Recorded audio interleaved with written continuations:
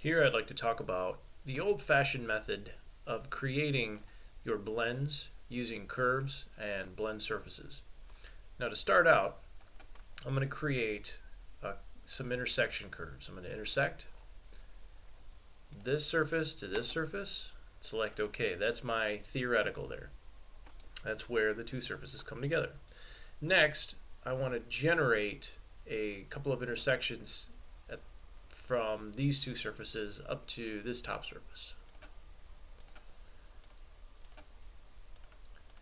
Now that I have my intersections in, I'm going to lay out some of my tangent curves.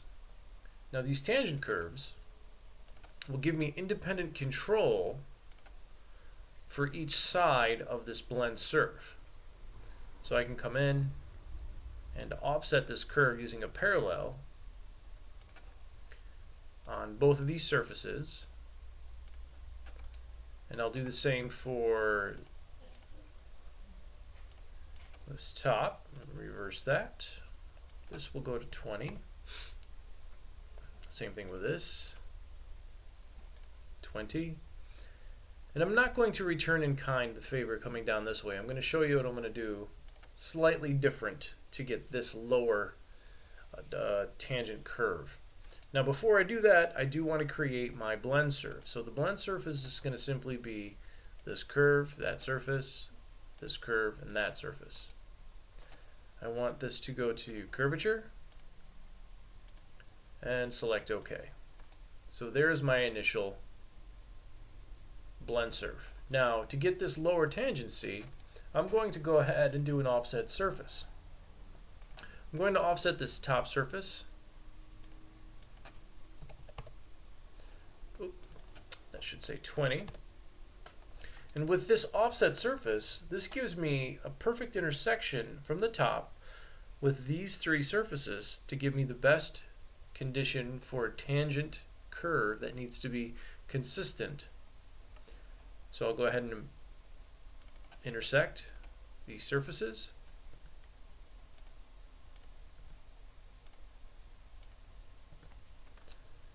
And there you have a perfect tangent curve that wraps around. I can now hide this surface. Now that I have that in, I'm going to generate a couple of more blend surfaces. Go from this curve, that surface, this curve to that surface, curvatures. And building this way gives me the ability of controlling my surfaces independently. So if I needed to move one of these tangent lines or this tangent line or something like that, I have that kind of ability. The only one that's sort of locked down right now is this with it offset surface that we created that tangency with. But this again gives you the best case scenario across a surface in this condition. Now that I have that, I'm going to generate some points. These points are going to allow me to drive the shape along these curves or these surfaces. And I'm going to do some intersections. So all the while, all the operators that I'm using are building very stable elements. Projections, intersections, those kinds of elements are very, very stable. Let's do, oops, I accidentally picked a surface when I should have picked that curve. There we go. There's my point. Now that I've done that, I'm going to project this point to that curve, project this point to this curve, and for these tangencies, I have three of them. I'm going to use a spline function. So this is another option that you have. You can create a spline that's tangent down here up to this point, say geometry on support.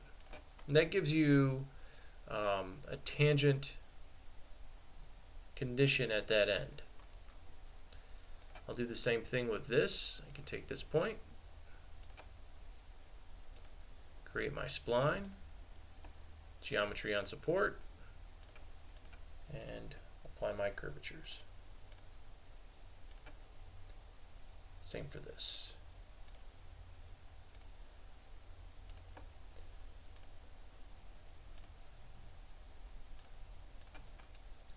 Now that I have all my curves in place, I can begin adding in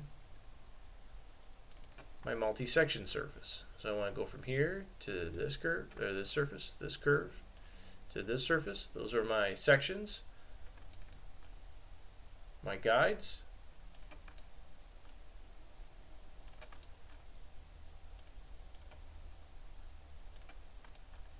And then now I'll begin trimming everything out. We'll go down to splits, define an work object.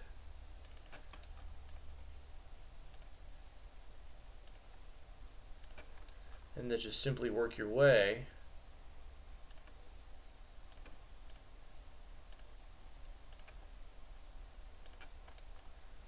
around.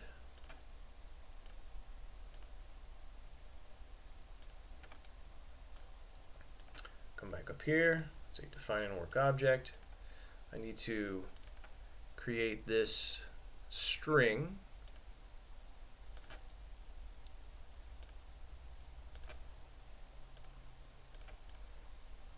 And join.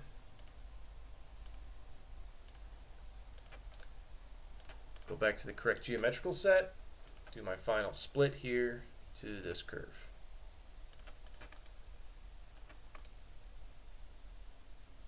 And now I have a nicely parametric, easily modifiable sets of blends. Again, I can, in this case, this curve drives this end shape. Same thing with this curve.